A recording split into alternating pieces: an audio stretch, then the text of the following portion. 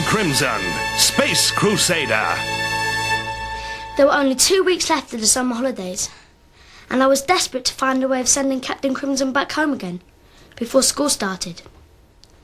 But before I had a chance to think about it, Dad, with his usual good timing, caught the worst cold in the universe. And he'd woken up with it on the day of his first date with Gina, which naturally was a Thursday, deadline day. The only day that week that she was free to go out with him. Then Captain Crimson caught Dad's cold. So not only was I lumbered with a sick, lovesick father with a lunch date and a deadline, but I also had to cope with the space hero with sniffles, who was convinced that he was dying. Life in the Rickard house that week was an absolute nightmare on rollerblades. Oh, hello, Jeff. You still feeling rough? Hey, pass me that spanner, would you? No. Afraid so. Although cough seems to be getting better. Bowl grips. You think you'll be well enough for your lunch with Gina? Oh, Ma, it's 3 hours till lunch. I'm going to get better by then if it kills me. And besides... Ta-da! What is it? It's a miracle cure. Sneeze blaster cold cure. Tough on colds, but kind to you. Never heard of it. Ooh. Is it good? I don't know, but we'll soon find out.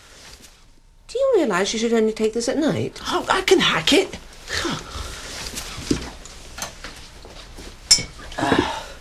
You be careful, Jeff. Might make you sleepy. Then you won't be able to finish the Captain Crimson story.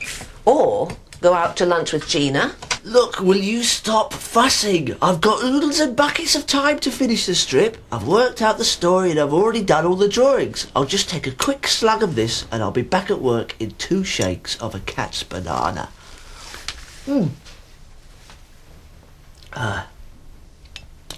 Better take another slug just in case. Don't overdo it. As if I would.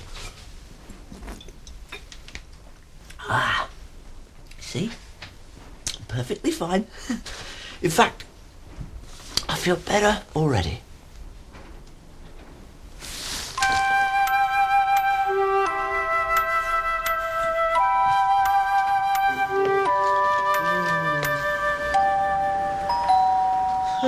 Ringy dory bell! James. Hi, Tom.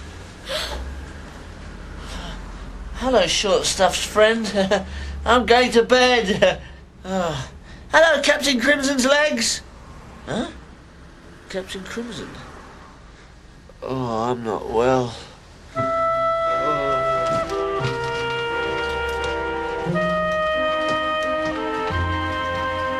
Uh-oh. I don't think we should let the captain see this. See what? Nothing. Only that in this week's story you're feeling slightly unwell. What do you mean, slightly unwell? It's no big deal. You're just feeling a little bit poorly, that's all.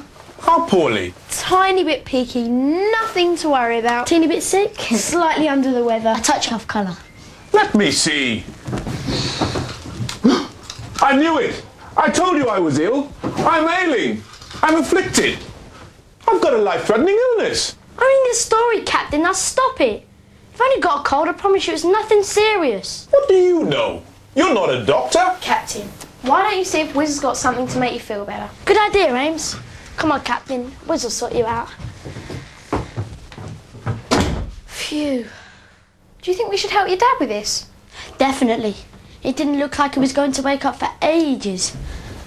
And then my breath goes in again. I just can't stop it, Wiz. I gasp. I gasp again.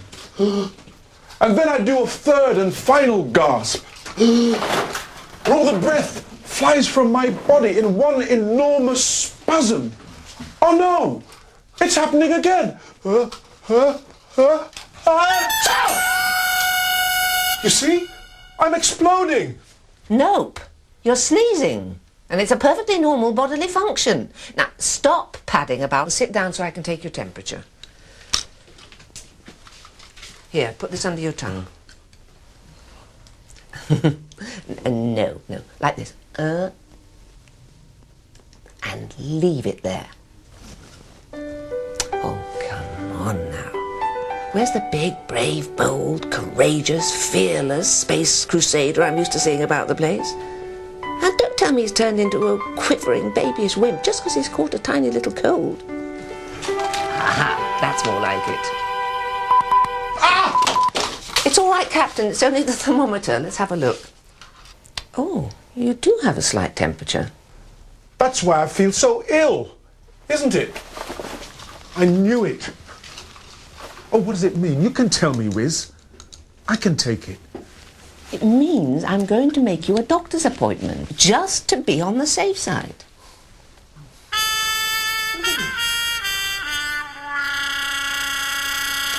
Dr. Laser's looking really worried. The captain must be incredibly ill. Optic could say, is the captain any better? Then Dr. Laser could say, no, he's still a bit off colour. Do you think a bit off colour is strong enough? Suppose you're right. He's more than just run down or under the weather, isn't he? What about on his last legs? Yeah, that sounds much better. Or is there anything stronger than that? Oh, I know. Optic could say, is the captain any better? And Dr. Laser replies, no, he's at death's door. Ace Finata with knobs on. The Adventures of Captain Crimson, Space Crusader. The captain and his science officers had been visiting Sahara-Don 7.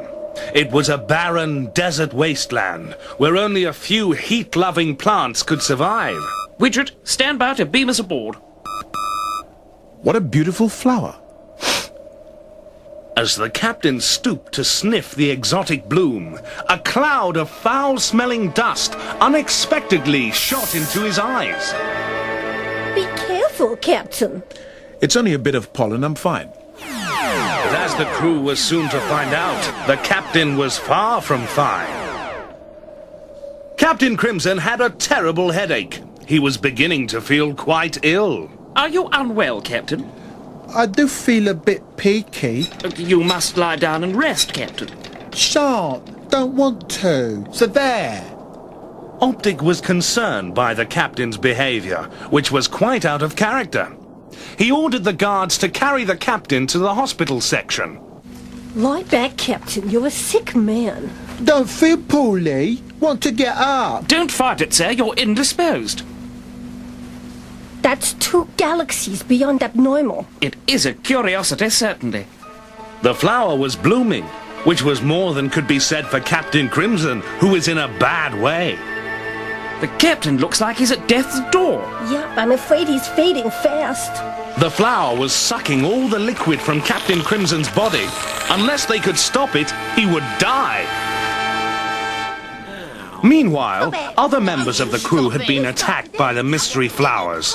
The fearless, courageous space crusaders had become a crabby bunch of bad-tempered children. It's mine! I saw it first. No. Didn't. Didn't. So what, Dad?